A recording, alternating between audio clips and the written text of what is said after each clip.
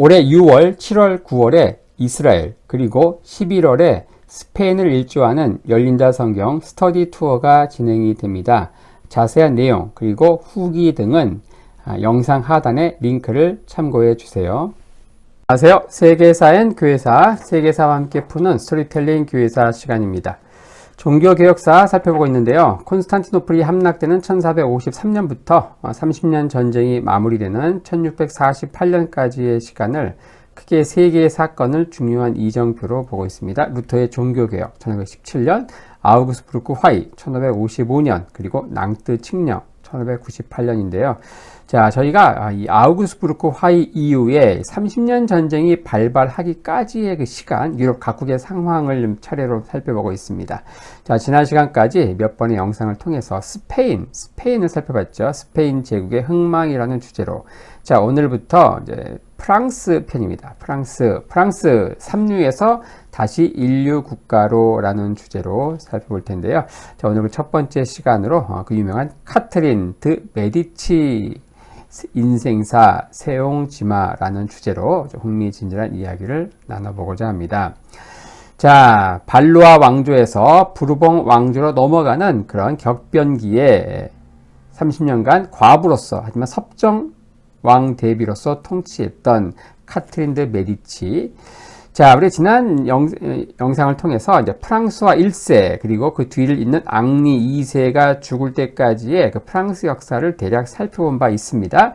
자, 이 발루아 왕조죠. 자, 필립 6세 쭉 이어지다가 본가로 쭉 이어지다가 나중에 이제 방가, 발루아 오를레안가 루이 12세로 이어지고 다시 또 후사가 없어서 발루아 앙굴렘가로 해서 프랑스와 1세, 프랑스와 2세, 이 프랑스와 2세의 부인이 오늘 주인공인 카트린 드 메디치이죠. 거기에 세 아들인 프랑스와 2세, 샤를 9세, 앙리 3세까지 이어지는데, 자, 앙리 2세가 죽고 나서 이 카트린이 어린 세 아들의 섭정으로서 다 일찍 죽거든요. 그 아들로 넘어가는 게 아니고 동생으로 넘어가면서, 자, 그런 가운데 어린 미성년 아들들의 섭정으로서 통치하게 된다.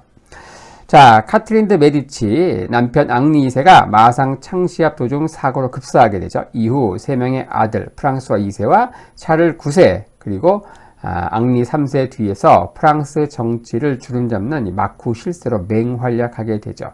과부가 다스린 이 30년, 1559년 남편 앙리 2세가 죽은 때부터 카트린 자신이 죽는 1589년까지 30년이죠. 이 시간은 프랑스 역사상 가장 혼란스러운 시기였다. 이 시기에는요, 신교와 구교 간의 종교 갈등이 첨예하게 이루어지면서 결국 오랜 내전으로 넘어가요. 가장 아픈 역사가 바로 성 바돌로뮤 축일의 대학살이라고 하는 그 사건이죠. 뭐 자세히 이제 살펴볼 거예요. 자, 그리고 나서 이제 등장하는 게 앙리 4세다. 이 앙리 4세가 바로 카트린, 그리고 앙리 3세가 죽고 나서 발루아 왕조가 결국 종말을 고하게 되고 새 왕조, 부르봉 왕조, 프랑스 혁명 일어나기 직전까지 이어진 프랑스 왕정의 마지막 왕조인 부르봉 왕조가 이렇게 개막하게 되죠. 자, 카트린 드 메디치 1519년부터 89년까지 70년 살았던 이제 프랑스의 왕비이죠. 자, 그리고 앙리 2세의 부인이다. 이후 어린 자녀들의 섭정으로 통치하게 되는데, 이 카트린은요, 사진이 이렇게 생겼습니다. 유명한 사진이에요. 자, 1519년 프렌체에서 태어났는데, 그 아버지가 누구냐? 우르비너 공작인 로렌초 2세예요. 엄마는 오베르뉴 백작의 딸인 마들렌인데, 그 유명한 이 피렌체 가문 출신이다. 자, 바로 위대한 자 로렌초, 그 둘째 아들이 바로 교황 레오 10세이죠. 그 첫째 아들 피에로의 아들 로렌초 2세, 여기가 우르비너 공작이면서 피렌체 통치자죠. 자, 여기에 딸이, 무남용녀 딸이 바로 카트린이다. 이 카트린 바로 앙리 2세와 결혼하면서 프랑스 왕비가 되는 것인데요. 자, 1519년 피렌체에서 태어났고, 태어난 지 한 달도 안 돼서 부모가 모두 죽어요. 그러면서 이제 메디치가의 합법적인 상속인이 되는데, 그 생애 초기는 그야말로 금이야 오기야 이렇게 자라요. 그의 작은 할아버지인 레오 10세가 최초 메디치가 출신 교황이었습니다. 이 작은 할아버지는 양육을 위해서 이 카트린을 로마로 데려오죠. 근데 당시 프랑스 왕이었던 프랑스와 1세는 레오 10세에게 자신이 카트린의 후견을 맡겠다고 요구했지만 레오는 거절했습니다. 교황인 레오는 자신의 동생인 줄리아노의 서자인 요 이폴리토와 이 카트린을 결혼시켜서 피렌체를 공동 통치시킬 계획이었죠. 하지만 문제가 생기죠. 바로 든든한 후견인이었던 작은 할아버지 교황 레오 10세가 1521년 급사하면서 이후 메디치가는 일시적으로 위축되게 된다. 신임 교황인 하드리아누스 6세는요, 당시 3살이었던 카트린에게서 우르비노 공장령 그리고 피렌체 상속인의 자격을 다 박탈해 버리죠. 이 피렌체 이 메디치 가문의 힘을 빼려고 했던 거예요. 자, 하지만 이 하드리아누스 6세 역시 짧은 재위 후에 급사하게 된다. 그리고 1523년 교황 클레멘스 7세, 자 메디치가 출신의 두 번째 교황입니다. 이러면서 카트린은 피렌체 리카르디 궁으로 화려하게 복귀하게 되는데요. 자, 이 1526년 교황 클레멘스 7세는 당시 너무나도 강력했던 황제 카를 5세에 맞서는 반황제 꼬냑 동맹을 주도하다가 괘씸죄에 걸려가지고 그 이듬해인 1527년 로마가 몇 달간 대약탈을 당하는 수모를 당하게 되죠.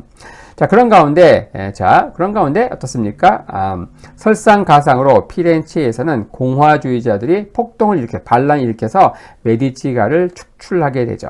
자, 그런 가운데 미처 피렌체를 탈출하지 못한 카트린은요, 베네딕트 수도원 이곳저곳을 돌면서 고난의 시간을 보내게 된다. 자, 그런 가운데 교황 클레멘스 7세는 황제 카를에게 항복을 하면서 둘 간의 밀약이 이루어진다.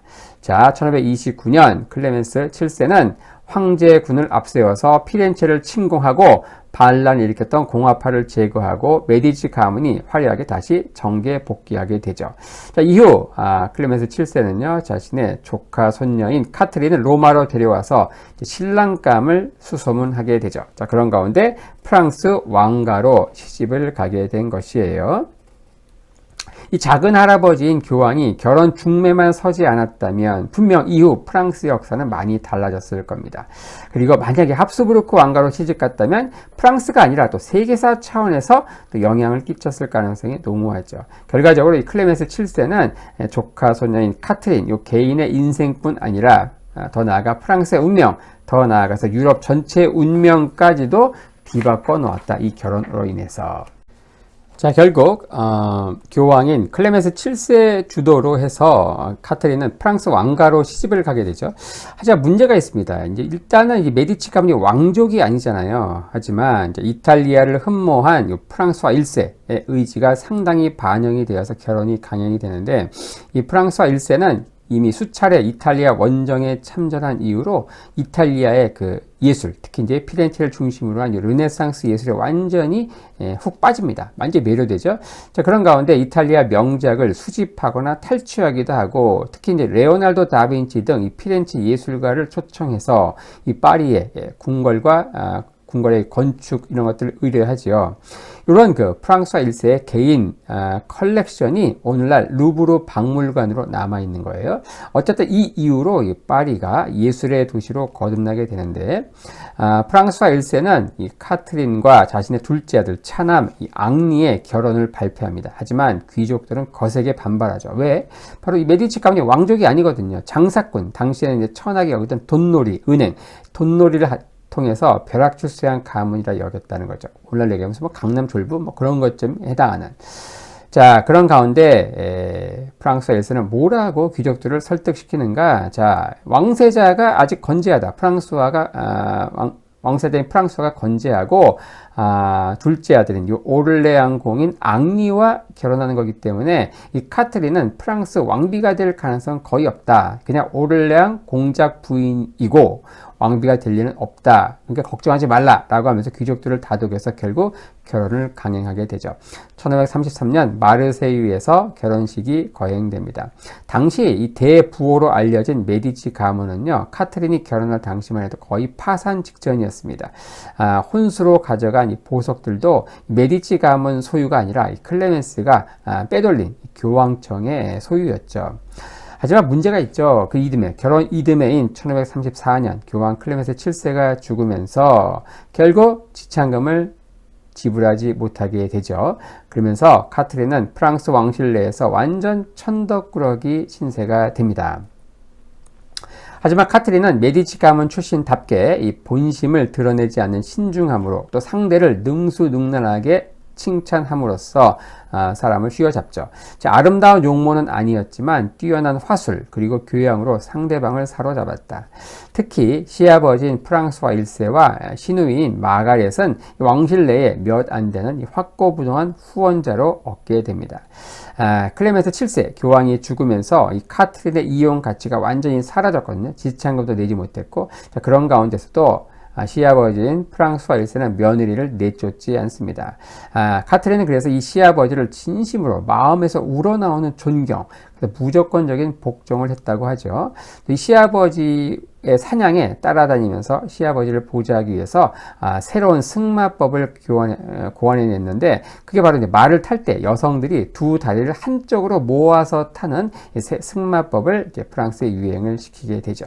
그는 이제 밝고 활달한 성격이었고요. 그리스어, 라틴어를 자유롭게 구사하고 또 지리학, 천문학, 물리학, 수학 등 이 방대한 지식을 갖고 있었다고 하죠. 그리고 이제 튠리리, 슈농소, 궁전은 직접 자신이 설계할 정도로 건축에도 재능이 있었다고 합니다. 카트린은 그 자체가 당시 유럽에서 가장 세련됐던 이탈리아 문화의 결집체였다라고 이야기할 수 있습니다. 특히 카트린이 결혼할 때 프랑스 왕실로 데리고 온 이탈리아 요리사들 그리고 식사 예절 이런 것들 통해서 이후 프랑스 요리는 미식의 대명사가 되지요. 당시 포크도 사용하지 않았던 프랑스 궁정에 올바른 식사 예절을 도입한 게 바로 카트린이었다. 그리고 카트린을 통해서 향수가 소개되고요. 또 이탈리아 문물을 본격적으로 수용하면서 프랑스는 이후 부르봉 왕조 시대를 거치면서 유럽의 궁정 문화를 주도하게 되죠. 이탈리아의 과자, 우리도 굉장히 좋아하는 마카롱, 이것도 카트린이 프랑스로 전파한 것이라고 하네요. 이 카트린은요, 나중에 궁정의 여인들은 모두 코르셋을 착용해서 허리 둘레를 30cm 이하로 유지하라 라고 하는 황당한 명령을 내려서 왕실 내에 코르셋 열풍을 불게 하기도 합니다. 1536년 왕태자인 프랑스와가 죽어요. 자신의 남편의 형이 죽는 거예요. 그러면서 이후 카트린은 그냥 왕자비에서 왕태자비, 그저 아니라 세자빈이 된 것입니다. 하지만 여론은 적대적이었다. 게다가 결혼 10년 동안 자식이 없었습니다. 그래서 폐위 문제까지 막 불거져요. 자, 당시 남편인 앙리가 정부를 통해서 사생아를 낳았기 때문에 이 불임의 원인이 카트린에게 있다는 인식이 파다하게 퍼졌죠.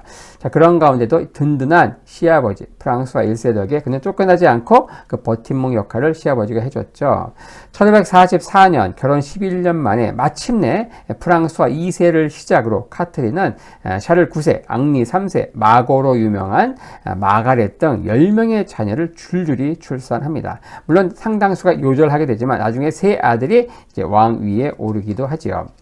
이 중에 장자인 프랑스와 2세는요, 스코틀랜드의 여왕인 메리 스튜어트와 결혼하고요. 그리고 장녀인 엘리자베스는 지난 시간에 다루었는데 이 펠리페 2세와 결혼하게 되죠. 바로 스페인판 사도세자 돈 카를로스에서 한번 다룬 바 있습니다. 자, 그리고 샤를 9세는 오스트리아의 엘리자베스 공주와 결혼했다. 가장 유명한 막내딸인 마가렛, 여긴 영화인 여왕 마고로도 유명하죠. 그 남편이 바로 훗날 앙리 4세가 되는 이 부르봉가의 앙리와 결혼하게 되고요. 이 결혼식 이 계기가 되어서 바로 프랑스 근대 역사에서 가장 비극적인 일, 바로 성 바돌루무 축일의 대학살이 일어나게 되지요.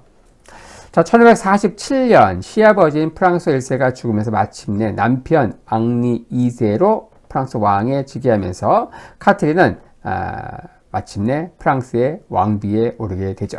자, 프랑스와 1세는요, 하나밖에 없는 며느리를 매우 예뻐했어요. 그 궁정에서 무시당하는 것을 늘 안타깝게 여겼다고 하죠. 그래서 시아버지가 살아있을 때는 은근히 무시당했죠. 하지만 노골적인 모욕은 받지 않았다. 하지만 시아버지가 죽고 남편 앙리 2세가 치세에 있던 12년은 그야말로 고난의 행군 그 자체였습니다.